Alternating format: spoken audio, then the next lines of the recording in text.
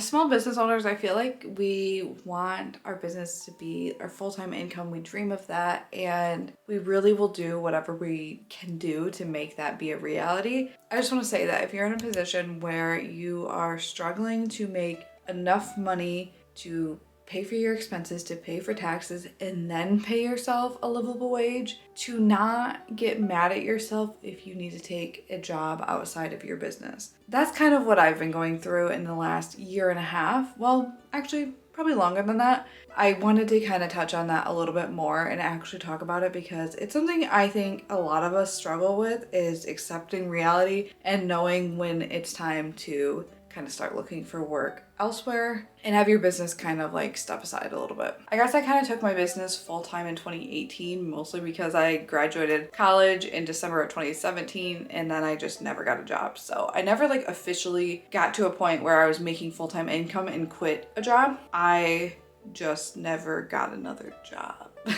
So in 2018, I got married. I moved across the country. I moved back and forth like a million bajillion times in the like 4 years that we were married and he was in the service. Why am I talking about that? I'm not really sure, but I guess the reason I'm bringing that up is because when you're in the military, you basically get rent paid for, but not really. Like, it's kind of free, but it's not. So they take the rent out of your paycheck, so you never see the money. So it kind of feels like rent's free, but we just never saw the money. So we were able to not have to worry about expenses like that when we were in the military. On top of living in the middle of nowhere, we were able to save a lot of money because we weren't going out to eat. We weren't doing anything with friends because there was nothing to do.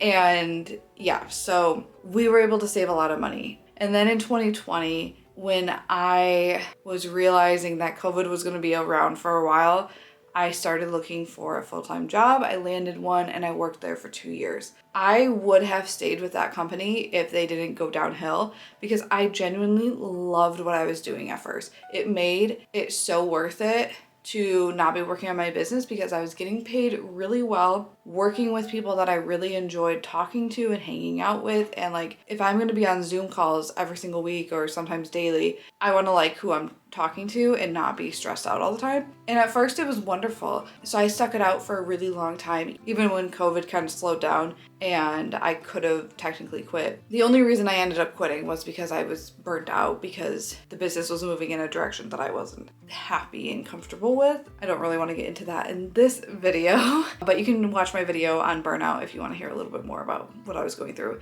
So unfortunately, I quit that job and I was making really good money there. At the end, I was working 40 hours, and so I just didn't have any time for my business. And that wasn't really something I consciously like walked into. I just thought it was gonna be a temporary thing, but then I ended up liking it. And then we were trying to save up money for a house, so I just knew I couldn't quit. So I've kind of in the last like 4 years have had my business not be my full-time thing, kind of unintentionally. So I quit the job and then I kind of was dealing with burnout, aftermath, and trying to figure out where do I go from here. And I was really trying to make my business be profitable. Well, my business has never not been profitable, but I have a certain amount of money that I want to be making every single month as my take-home pay, which as a small business owner, that doesn't mean that's how much money you need to bring in. That's how much money you need to bring in after taxes and expenses are accounted for, and then saving some money for future expenses. It depends how much you want to be taking home, but you have to make a lot more than that number. And I just wasn't.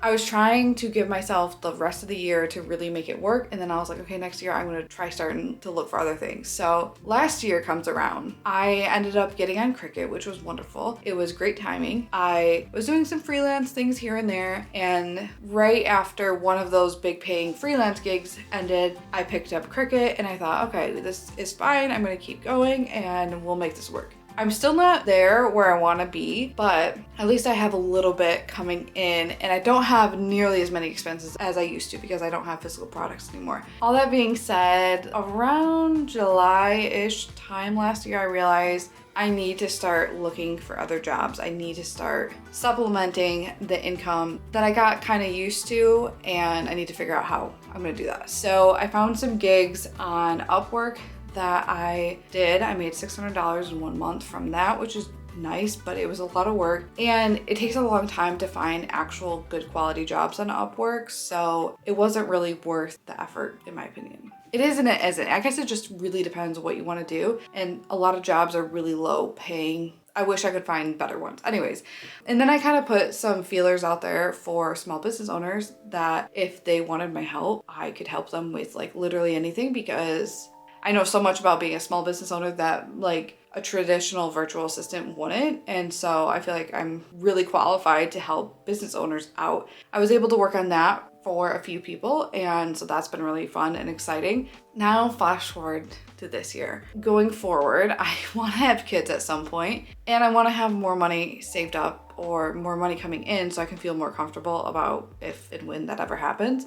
And I'm just feeling like I need a job. So I feel like this is a really long-winded way of saying that if you're just to a point where you need to get a job, to let yourself be okay with that and to know you're not a failure, and that's okay to not be doing what you thought you would be doing. But it's also okay if it takes you a long time to get to that point and like accept it. I was just talking to my mom yesterday. Accepting that fact and actually like living it out are two different things, because I've accepted that I needed to find work outside of my job, but actually realizing that I don't have as much time in my week as I used to has been really hard. I feel really behind. I feel like I'm not able to do the things that I want. So I need to figure out the balance of how to make it all work, where I get to be creative and I get to do the things I like, but I also have money coming in consistently from an outside source. Or, you know what? It'd be wonderful if I was making consistent income that I could rely on with my business. If you're in the same boat as me, I really encourage you to just start looking for work somewhere else, because it can get really exhausting having to do your business when it's not making money or not making the amount that you want.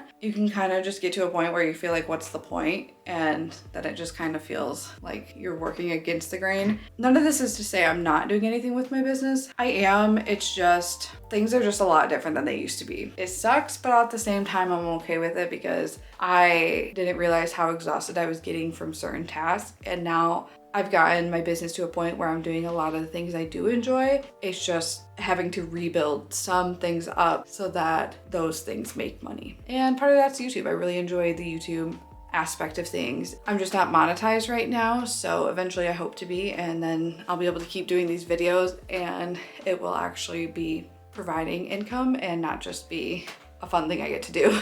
Just know that you're not alone if you're feeling anything like this, because there's a lot of us out there. If you want to join a Facebook group for digital artists or designers, small business owners, I have a Facebook group for that, and I have that linked in the description of all of my videos. Now I'm going to add in some of my vlogs or chats after substitute teaching and my experience on that so far.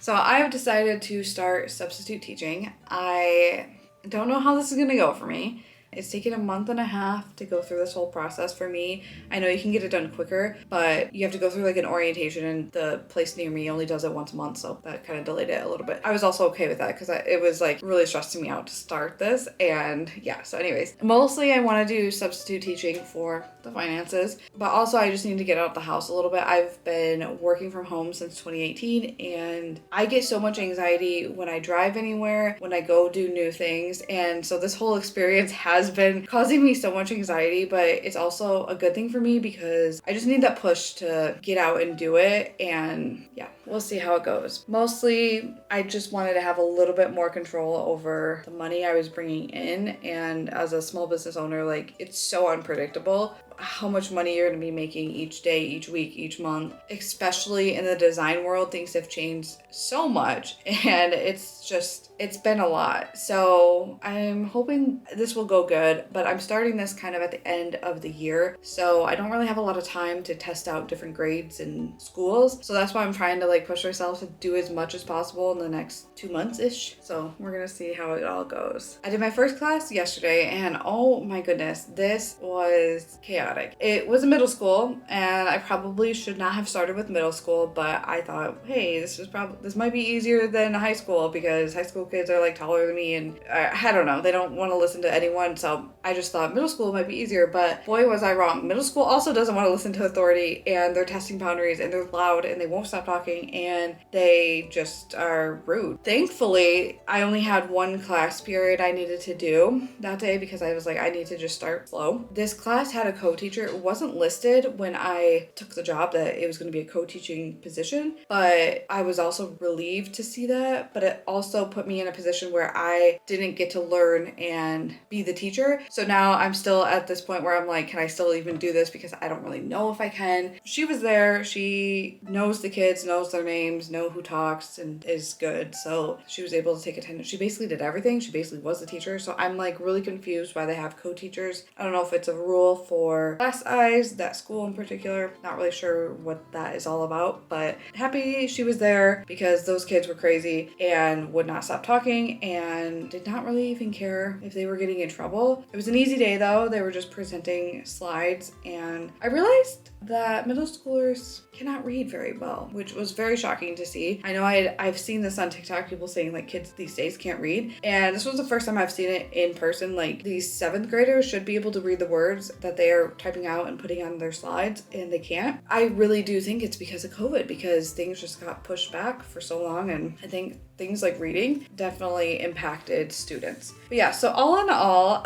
I don't know that I will want to go back to that school very often. I did sign up for a computer class there for 2 periods, and we'll see how it goes when I'm doing like a special and not like math or science or something. Maybe it'll be easier, maybe they'll listen more, maybe they'll be worse. I have no idea. We'll see how that goes. Fingers crossed it goes good, but if not, then it's just 2 hours, 2.5 hours, 3 hours, I'm not sure how long, but 2 to 3 hours of my life, and then that'll be it. And if they're still bad on that day, then I just will never go back to that school, and it is what it is, which is fine. But if you are interested in becoming a sub, or you have any other questions about substitute teaching, leave them in the comments and I will answer any of them that I can.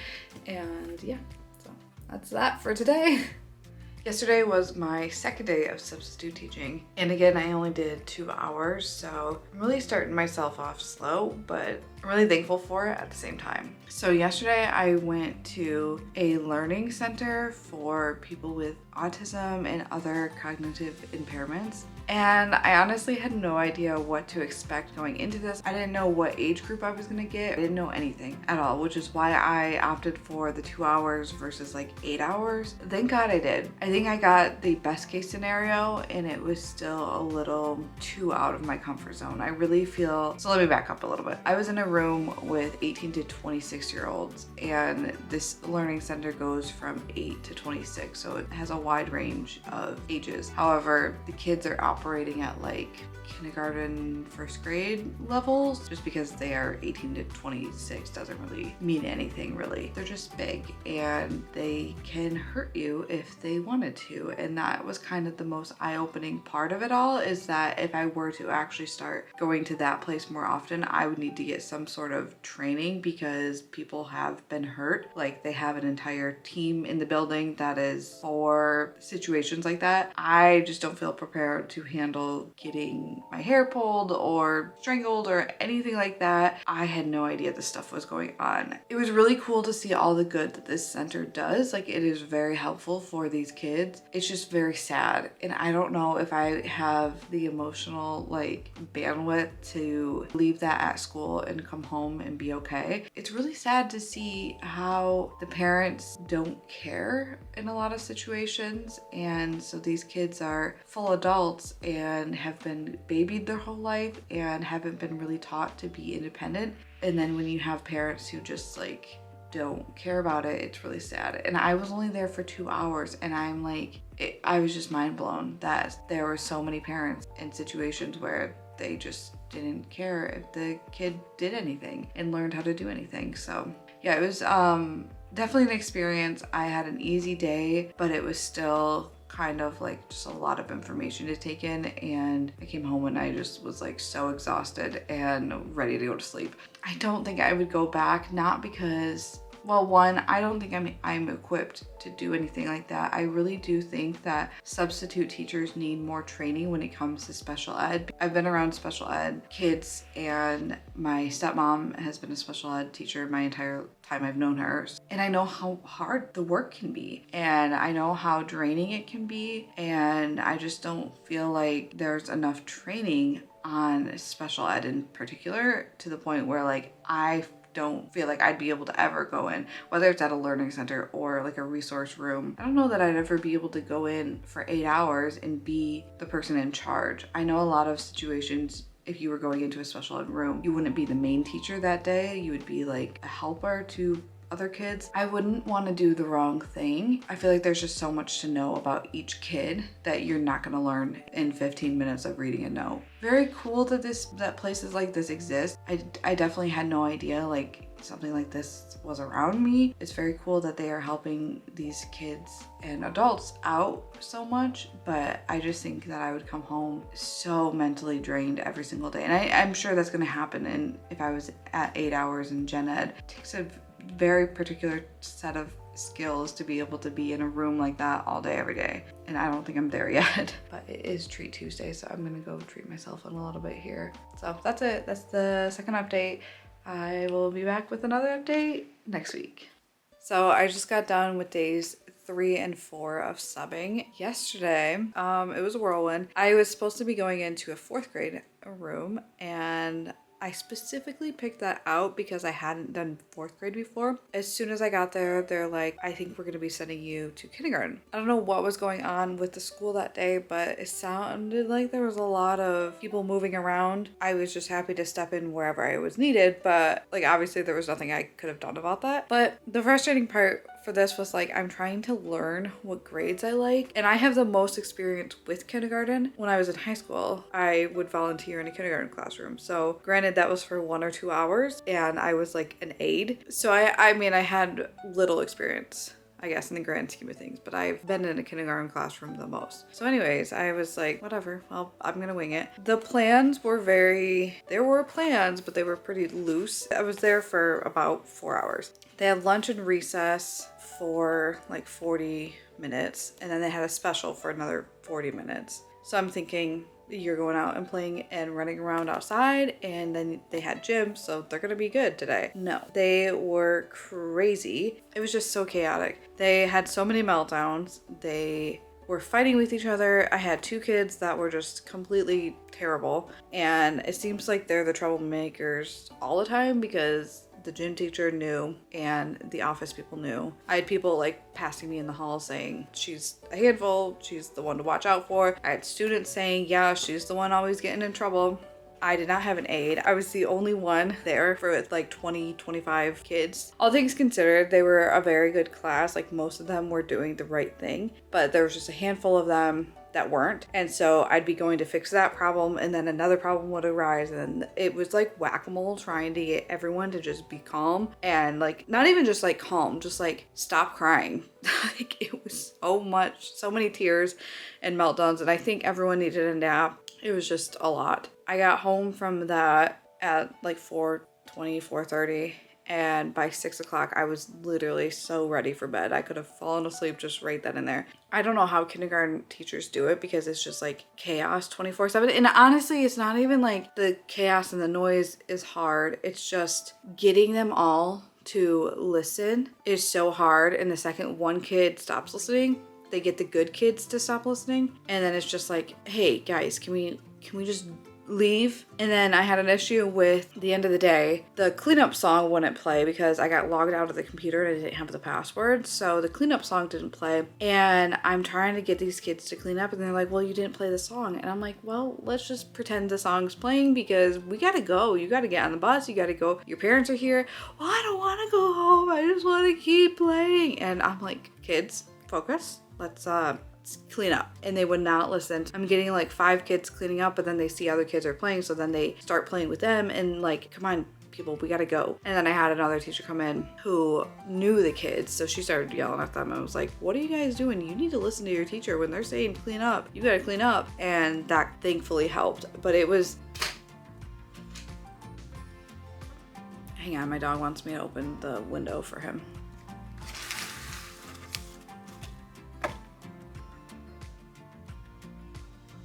It was a day. It was exhausting.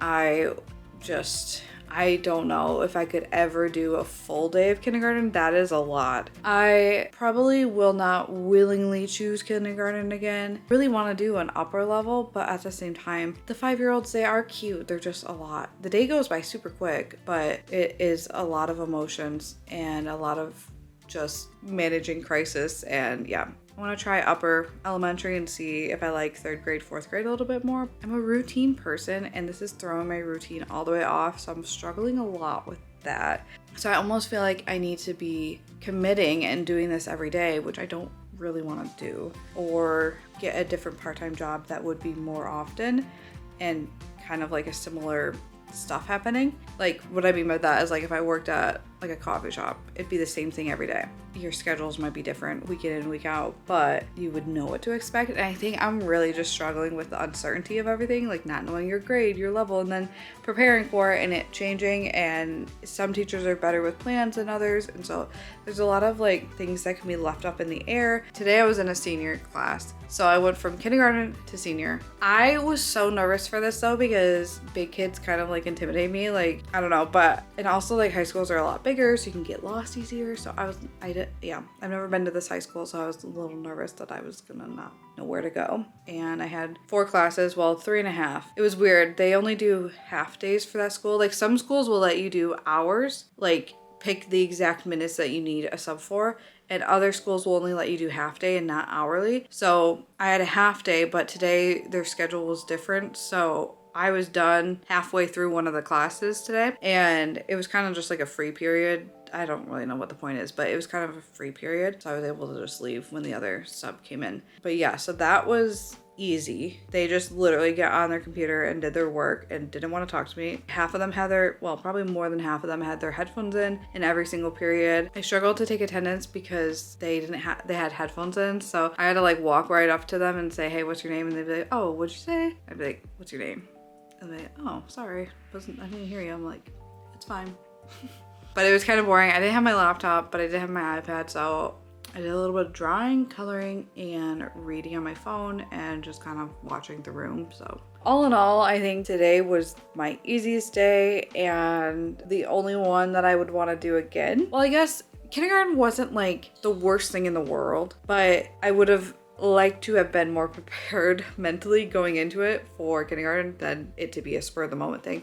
But today was like the easiest day and the most like, I'm not so exhausted I can't talk to anyone afterwards day. I would do that again, but also I'm just like, I'm kind of struggling with it being so uncertain and not really knowing what I'm getting myself into when I sign up for these things and go into the building. I'm struggling with not being able to have my routine that I normally like. I think I'm learning a little bit about myself and how I am today versus how I was like 10 years ago. And I think I just would rather have a job that I'm doing every single day or multiple times a week and it's the same thing versus like having the option to choose between so many different schools and so many different grades. I think I'd rather it be one school, one age range, and not all over the place, literally age-wise and school-wise. So I've been going to a lot of new places, so I'm proud of myself for driving to all these places I've never been to before and putting myself out there and doing things that scare me and not backing down from the challenge. Also, I just wish it didn't give me as much anxiety as it does. So I don't know if this is like the line of work for me, but it was a good push and a good experience to like learn what all goes on. And the nice thing about subbing, at least where I'm from, is you just have to work one day a week. That's not what I meant.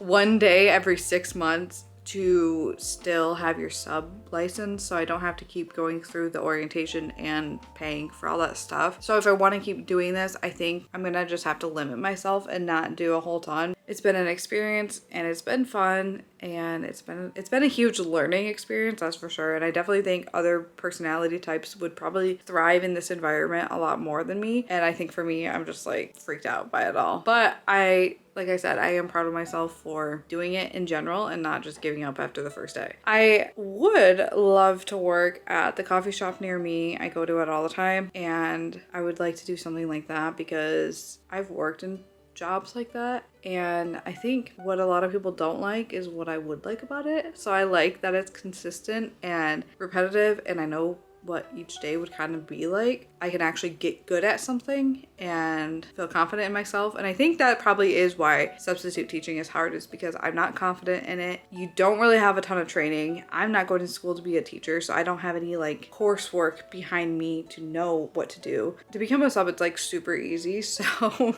there's not a whole ton of training on like actual real world practices on here's some teaching styles, here's some ideas. So like I feel really like underprepared in that regard, and I think that's probably where a lot of my anxiety and discomfort comes from. So I'd much rather, I think, have a job that is out of the house, so I'm still getting out of the house, but is more routined, and you only have to learn so many things and you can actually have a chance to be good at something and not just constantly scrambling. I think that's the biggest difference, actually. So that's my next step, is trying to find something like that, because I really do want to still be getting out of the house. I do think that is good for me to not just be stuck inside with my dog, even though he's so cute right now.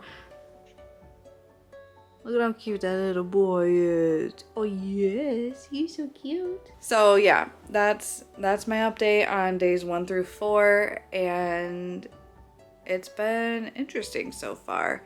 I definitely recommend it if you are someone who does want to get out of the house, you enjoy kids, you enjoy learning new things and putting yourself out there in new environments.